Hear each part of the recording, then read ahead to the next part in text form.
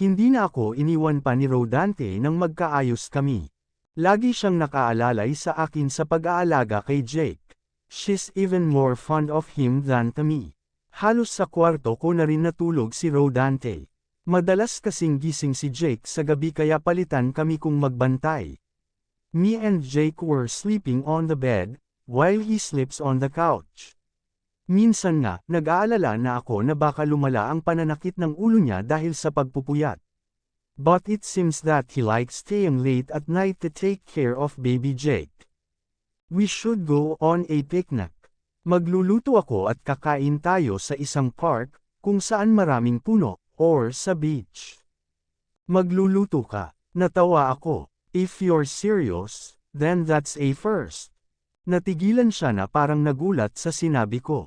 Hindi ba ako nagluluto noon?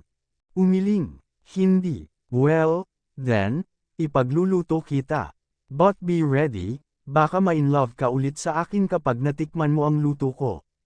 May pagmamalaki sa boses at pananalita niya. Hindi ko napigil ang tumawa ng bahagya. Hindi ka naman marunong magluto. We laughed at what I said. Hinawakan niya ako sa magkabilang pisngi at maarang pinisil doon. You're being judgmental. Magpapatulong ako kay Manang Panyang. Okay, ikaw ang bahala. Nasa loob kami ng silid ko, nakaupo sa kama at binabantayan si Jake matulog. Umihip ang malakas na hangin kaya magsasuggest sana ako na lumabas kami sa garden kasama si Jake. Mukhang masarap tumambay sa labas ngayong araw. Nagising at umiyak bigla si Jake. Natuon sa kanya ang atensyon namin pareho. Hinal ko ito habang nililibang naman siya ni Rodante gamit ang isang teddy bear. Sandali, ipagtitimpla ko siya ng gatas, Rodante said. Tumayo siya at lumapit sa kinalalagyan ng mga gatas at bote na pagdededehan ni Jake. Nasa ganoon kaming akto nang bumukas ang pinto at sumilip si Manang Panyang. Hiha, may naghahanap sa iyo. Sandali kaming nagkatinginan ni Rodante. Ibinigay ko sa kanya si Jake bago ako lumabas ng kwarto. Pero natigilan ako nang makita si Norman. Oh, you're back. How's my sister? She's doing fine now. We just got back yesterday. Gabi na kaya hindi ako nakapunta agad. Ngumiti siya. Napangiti rin ako. That's good to hear. Ang gan na nararamdaman ko ay napalitan ng lungkot. Unti-unting naglaho ang ngiti sa mga labi ko. You mean, you're here to get Jake? Tumango siya. Alanganin akong ngumiti but I nodded my head with a smile on my face. Sandali, nasa itaas siya. Tumalikod ako para bumalik sa silid, pero mabilis na nangilid ang mga luha sa pisngi ko nang makapasok sa kwarto. Natigilan si Rodante nang makitang umiyak ako. What happened? Sino ang dumating? Lumapit si Rodante habang nasa mga bisig niya si Jake. Marahan kong hinaplos ang pisngi nito, and she smiled at me. Halos matuno sa saya ang puso ko habang niningitian niya ako. I tried to smile to hide the tears, but I failed. It's Norman. Kukunin na niya si Jake. Hinamag ko ang sarili ko at inayos ang mga gamit ni Jake. Mabilis kong nilinisan ang mga bote ng gatas at inilagay sa bag ang lahat ng kagamitan niya. Karel. Rodante came to me with a soft face. His eyes were full of sadness. Sandali kaming nagkatitigan bago malungkot na ngumiti sa isa't isa. Sa maikling panahon, alam kong napalapit din siya kay baby Jake. My sister is waiting for her. Let's hurry up. Pinahid ko ang mga luha ko at saka kinuha si Jake mula sa kanya. Thanks, Karel. Malaki ang utang na loob ko sa iyo. Umiling ako. No, thank you. Kahit papaano, naramdaman kong maging ina sa maikling panahon na kasama ko siya. Hinawakan ako ni Norman sa braso at tumango. Tinapunan naman niya ng tingin si Rodante bago tuluyang umalis. I know Norman and I don't see eye to eye, galit pa rin siya sa akin sa ginawa ko noon. Pero alam kong alam niya ang tungkol sa sitwasyon ko. And just like Denise, they don't want Rodante for me. Pinulupot ni Rodante ang braso niya sa baywang ko nang maywan kaming mag-isa. Rodante, I'm gonna miss her. For a short period of time, I learned to love him as my own. I love him so much. I know, baby. I'm gonna miss him, too. Hinapit ako ni Rodante at niyakap. Umiiyak ako sa dibdib niya habang inaalaw niya ako sa likod. Nasa ganoon kaming posisyon nang mapansin ko ang isang kotseng nakaparada sa may kalayuan mula sa amin. Natigilan ako nang mapansin ang babae sa driver's seat. Is that, Mira? Ilang araw na akong nagkukulong sa kwarto. Mula nang kunin ni Norman si Jake, nawalan ako ng ganang lumabas ng silid at makisalamuha sa ibang tao. Alam kong nasa labas lang ng pinto si Rodante. Madalas ko silang marinig na nag-uusap ni Manang Panyang. Minsan pa, kumakatok siya sa pinto ng kwarto at sumisilip. Ang totoo ay ayaw kong makita si Rodante. Lalo kong naaalala ang ginawa nila sa akin, lalong naninikip ang dibdib ko sa sakit. Lalo akong nananabik sa isang anak. Asawa ko, bumukas ang pinto matapos ang ilang katok. Iniluwa noon si Rodante ng may ngiti sa mukha at may dalang mga pagkain. Nagbawi ako ng tingin at lalong isinubsob ang mukha ko sa unan.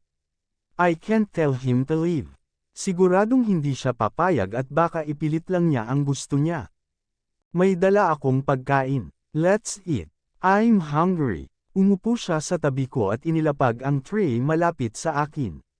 Naamoy ko ang mga bagong lutong pagkain. For the past few days, puro tubig, gatas lang ang laman ng tiyan ko. Kung may pagkain man, kaunti lang. Pinipilit ko lang para hindi tuluyang bumagsak ang katawan ko. Look, I brought you something. Nagmulat ako ng mga mata at natigilan nang makita ang teddy bear ni Jake. Bumangon ako at kinuha iyon. He left this. Hindi, naaalala ko, ako mismo ang nag-ayos ng mga gamit niya. Binili ko iyan. Napatingin ako sa nakangiting mukha ni Rodante. Binili mo. Hinanap ko sa toy stores. Para kahit paano, hindi ka masyadong mangulila sa kanya. Tinanggap ko ang maliit na brown teddy bear na may pink ribbon na nakatali sa leeg nito. I hugged it so tight as I felt the hot tears in my eyes. Thank you, Rodante. Lumapit siya at hinagkan ako sa noo. Please, don't do this. Naghihirap ang loob ko sa tuwing nakikitang nagkukulong lang sa kwarto. Pinahid niya ang mga luha ko gamit ng mga hinlalaki niya sa kamay. Pinilit kong ngumiti. Kahit sa ang sulok ng kwartong ito ako tumingin, si Jake ang naaalala ko. This room felt so empty now that she's not here with me. We can visit her anytime. Hindi mabuti sa kalusugan mo itong ginagawa mo. Kahit si Manang Panyang, natatakot sa tuwing nagkukulong ka. Alalang-alala siya. I nodded my head. I know how scared Manang Panyang is every time na nagkakaganito ako. I can see it in her eyes. I know. Alam mo ba, mas may pakialam pa sa akin si Manang kaysa sa mga magulang ko. I was their favorite child, pero sa isang pagkakamali lang, tinalikuran nila ako agad. Napapikit ako kasabay ng pagbuhos ng masaganang luha sa magkabila kong pisngi. Was their favorite, but now, I am just a failure to them. Kahihiyan sa pamilya. Why? What do you mean by that? Bakit ka magiging kahihiyan sa kanila? Natigilan ako at napatingin sa mukha ni Rodante. Iniwas ko ang aking mukha at ngumiti. Did you cook this? Ibinaling ko ang paningin ko sa mga dala niyang pagkain. Trying to change the subject.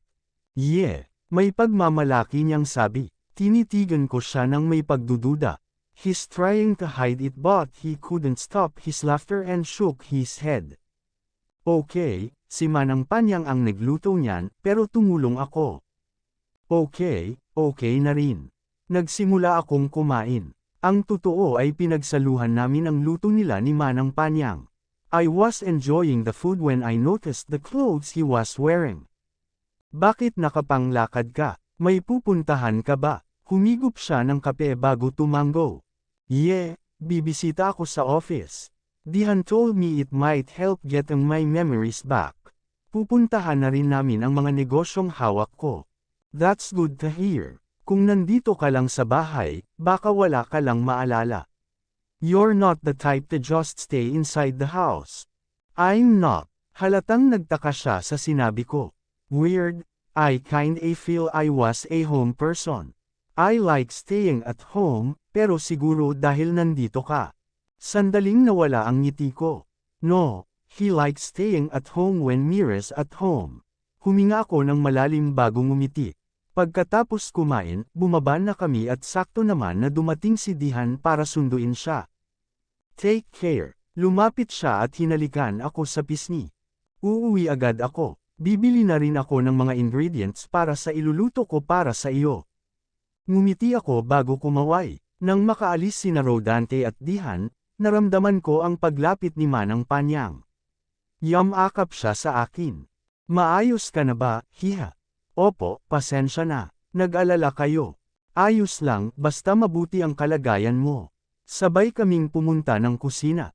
Nanatili ako roon kung saan kasama ko sila ng isa pang katulong sa bahay.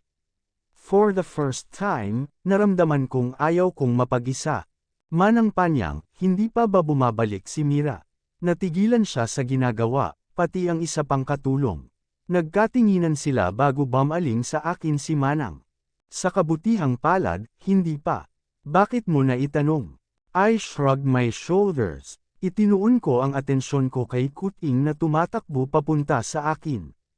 Galing ito sa garden. I thought I saw her the day Jake left. Nilapitan ako ni Manang Panyang. Nakita mo si Mira, sigurado ka ba? Mukhang siya.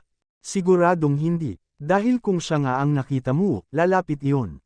Kinuha ko si Kuting at kinarga sa mga bisig ko. Tumingin ako kay Manang Panyang bago bumuntong hininga. Siguro nga. Lumipas ang mahabang oras, narinig ko ang pagtigil ng sasakyan sa labas. Siguradong si Rodante na iyon. Pareho kaming lumabas ni Manang Panyang para salubungin siya. Oh, wala kang dala. I asked. Napansin ko kasing wala siyang bitbit, at mukhang masama ang loob niya base sa reaksyon ng kanyang mukha. Where's Dihan? Galing ako sa office, at may nakita akong gamit ko roon.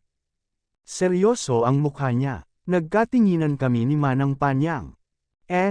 Nakita ko ito. Inilibas niya ang ilang litrato na biglang nagpalamig ng buong katawan ko. Karel, anong ibig sabihin nito? Bakit nakahubad ka sa mga larawang ito at may mga kasamang lalaki?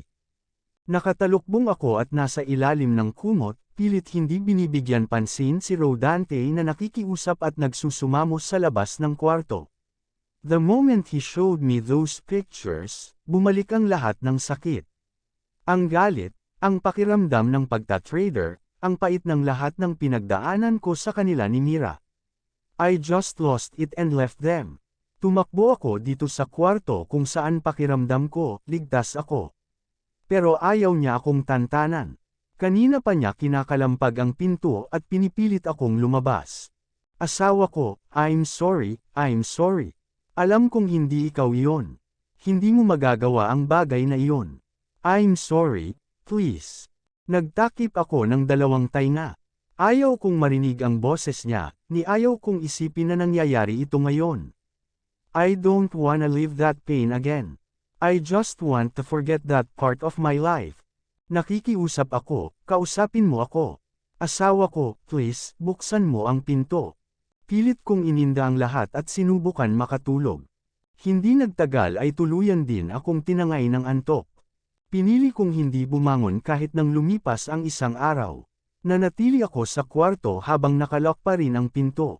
Sa pangalawang araw, maging si Manang Panyang, sinubukan na rin akong palabesin mula sa silid ko, pero hindi ko sila pinakinggan. Pagsapit ng gabi, naririnig ko pa rin si Rodante sa labas. Nakikiusap na pagbuksan ko siya. Bumangon ako at lumapit sa bintana at saka iyon binuksan. Pumasok ang malakas at malamig na simog ng hangin. Sandali akong pumikit. Please, Karel, huwag mo akong pagsarahan ng pinto. Mag-asawa tayo, magkasama nating harapin ito. Ramdam ko ang pag-iinit ng gilid ng mga mata ko. Sana nga, ganitong klaseng asawa siya noon. Pero ang hirap lang magbukas para sa taong dahilan kung bakit ka nakakulong sa dilim ngayon. Hindi ko alam kung mapapatawad ko pa siya, o kahit ang sarili ko. I miss you, asawa ko. Nang sulyapan ko ang orasan, hating gabi na pala. 2 araw na akong nagkukulong sa kwarto ko. Lumapit ako sa pinto at marahan itong binuksan. Nakita ko si Rodante, nakaupo sa sahig. Nagangat siya ng paningin sa akin gamit ang malamlam na mga mata. I don't know why I sat her down beside him. Matama niya akong tinitigan bago kinuha ang kamay ko at dinala ito sa pisngi niya. I know that woman in the picture is not you. Those pictures are edited. I took a deep breath. Rodante, wala akong maalala, pero alam ko sa puso ko, hindi ikaw ang klase ng babae na magagawa ito. Hindi ko napigil ang manginig ang ibabang labi ko sa pagpipigil na umiyak. I wished he was like this back then. Bakit hindi niya ako nagawang mahalin ng ganito? Kinailangan pa niya akong makalimutan para maramdaman kong mahal niya ako. Lumapit siya at niyakap ako ng mahigpit. Marahan niyang hinaplos ang buhok ko. Bakit hindi mo sinabi sa akin ang tungkol dito? You were alone on this. You should have told me. Natagpuan ko na lang ang sarili ko na gumaganti ng yakap sa kanya. My tears began falling again. Parang tubig sa nakabukas na gripo, walang katapusan. Asawa ko, kung sino man ang may kagagawan nito, pinapangako ko sa iyo, magbabayad siya. Hinila ako ni Manang Panyang sa gilid ng makababaw ako ng hagdan. Sinigurado pa nito na walang makakarinig sa sasabihin niya. Bakit, Manang Panyang? May problema ba? Where's Rodante?